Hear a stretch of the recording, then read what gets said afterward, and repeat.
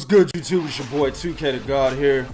Yo, whole lot of fuckery going on in boxing. And y'all already know what I'm about. You know what I'm saying? When the fuckery commences, I gotta talk about it. So for this segment, we gonna talk about what's hot. And what's hot right now. Joe Saunders, man, he gets into a WWE-like backstage confrontation with Avtandil Khurtsidze. Now, the fucking funny part is, the boy Khurtsidze can't speak English, so my man Andre Rozier had to speak for him, and the shit kind of looked like Andre Rozier was about to get in Billy Ho's ass. Real talk, no homo. You know what I'm saying? Literally, dog, fuck the goddamn Khurtsidze fight, put some gloves on Andre Rozier and let him fuck Billy Ho up for that WBO title. Real talk, and guarantee I'm putting my money on old ass Andre Rozier in that fight. You know what I'm saying? Man, this dude here, man, Billy Ho has been the WBO champ at 160 since December of 2005. You know what I'm saying? And in that time, which is about 2.5 years, or a year and a half, excuse me, going on 2 years, motherfucker has only defended the title one time, and that was against that cat, the Brooklyn bum. What was his name? Artur Akakov or some shit. And then he looked whack as fuck in that fight. Dude was all fat and flabby. Looked like he had just finished doing what I call him, eating a whole bunch of peanut butter and jelly sandwiches. And by the way, speaking of that, as I said on this past Sunday's podcast, The Movement, I said I was happy as fuck. More happy than I am at getting predictions right. As y'all know, I don't care about getting predictions right. It's all about the breakdown. If I get the breakdown and the analysis right of a fight, that's when I'm like, yeah, that's what's up. I could care less about the prediction. But I'm more happy than any of that shit because I thoroughly analyzed a correct nickname for fat ass Billy Ho, aka the Peanut Butter Hand Man, Saunders. That motherfucker picked his shirt up and he showed the world why he is the master and the king at making and eating peanut butter and jelly sandwiches. Real talk. This nigga was wearing a I think it was a pink fucking polo that belonged to his little brother or his nephew or some shit. The shit was hugging his fat, B. You know what I'm saying? Like, you can see the dinner rolls through that nigga's shirt. Man, get the fuck out of here, man. Ain't nobody take you seriously. You know what I'm saying? Talking about some how'd he say it? I'm the WBO champion. You Danny DeVito. WBO champion, Danny DeVito. Nigga, shut the fuck up, man. Bruh, man, look here. Billy Ho is such a joke to me that I wish I was 160 pounds and I could fight for the goddamn title, man. This dude is trash, man. Let me just put it this way. Billy Ho's a decent fighter. He's a basic B- level fighter. He's not an A level fighter, even though he has a title. He's not anything more than a B- level fighter. There's a lot of things that Billy Ho needs to work on in the ring, but there's a few things that he's good at, like his jab. He sets up every combination he throws with the jab. I don't think he's good at pacing himself in the ring. I don't think he has good footwork. He definitely doesn't have good defense. You know what I'm saying? Triple G would kill this motherfucker. You know what I mean? So, man, also, man, the thing I don't get is he went hard at Khurtsidze, right? You know, he's even in the media right now talking about Khurtsidze will never beat me and shit. But he went hard at the dude, you know what I'm saying? And didn't this motherfucker give Khurtsidze step aside money? I'm pretty sure of that shit. You know what I'm saying? The motherfucker was mandated to fight Khurtsidze to defend his WBO title, right? And then he gives Khurtsidze step aside money, and that fight was supposed to take place this summer, right? He gives Khurtsidze step aside money for, and what a lot of people don't understand is, yes, it was for Triple G, but he also entertained a fight with Ryota Murata, who is getting ready to fight Hassan N'Jam Njikum for the WBA regular title that Danny Jacobs had to vacate, right? He was actually entertaining that fight or a Triple G fight. Of course, he's going to put the Triple G fight more out there in the media because that's the fight that a lot of people will want to see. If you're at 160 and you're a belt holder and you're not fighting Triple G, nobody really gives a fuck about you, right? So that's the fight he was advertising, but in reality, he was also trying to get a fight with Ryota Murata. Well, you gave Khurtsidze step aside money for one of those 2 fights, so why the fuck you going hard at the nigga now? Why didn't you go hard at him when you was mandated to fight him, dog? That's what I'm talking about, man. Billy Ho is a joke. You will not get your name back until I see you in the ring with somebody who is credible. Just like I took Danny Jacobs' name away from him. As soon as that goddamn Triple G fight was announced, he got his name back. Maybe you can get the same. But your fat ass need to stop eating peanut butter and jelly sandwiches and fucking ham sandwiches at the same time with hot dogs an hour later with everything on the motherfucker. Chili, mustard, motherfucker put ketchup, mayonnaise, peanut butter all on one hot dog. Fat ass motherfucker. Next! And this shit is funny, just as funny. I mean, I can't even start the damn show. Yo, I can't even start the goddamn topic, yo. Amir Khan brings his punk ass out of the woodworks after he just finished beating his shit on fucking Skype.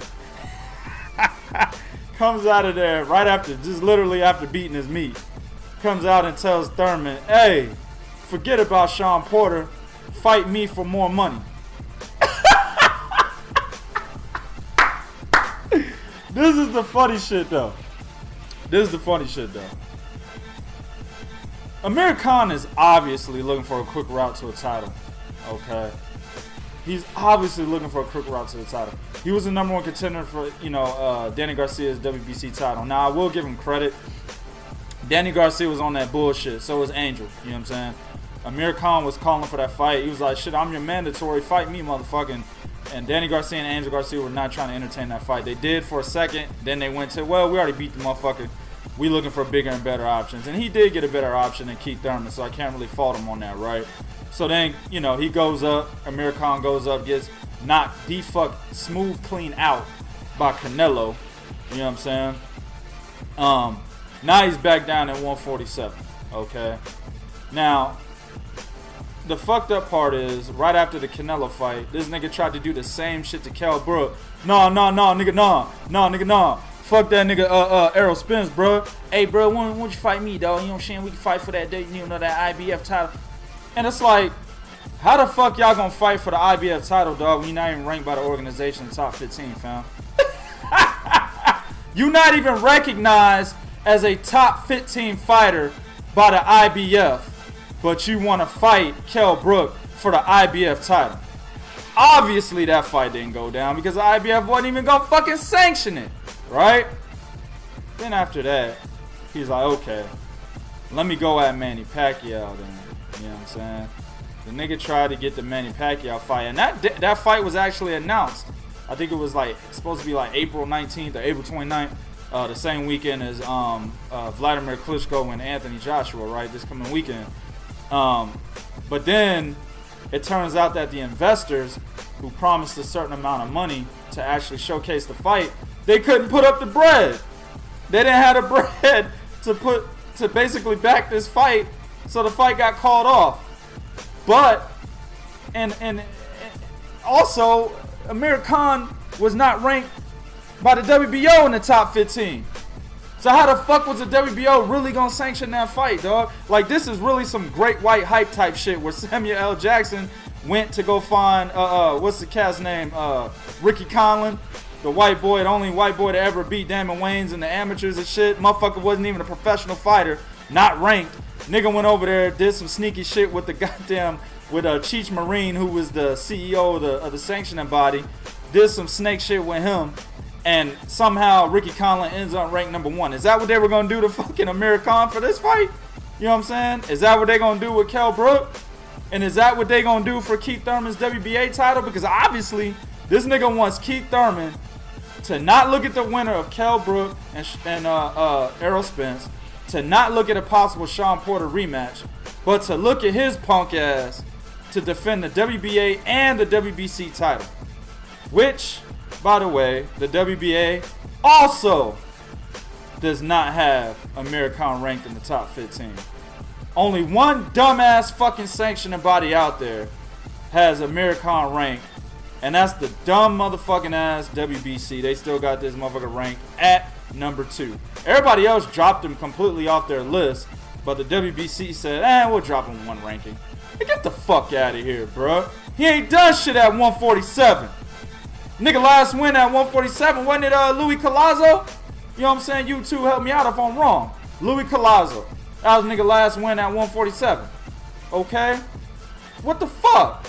Before that, it was Devin Alexander. A nigga that nigga fell off the grid as soon as he lost to a C-level fighter, Aaron Martinez. He fell off the grid. Nobody knows where fucking Devin Alexander is at.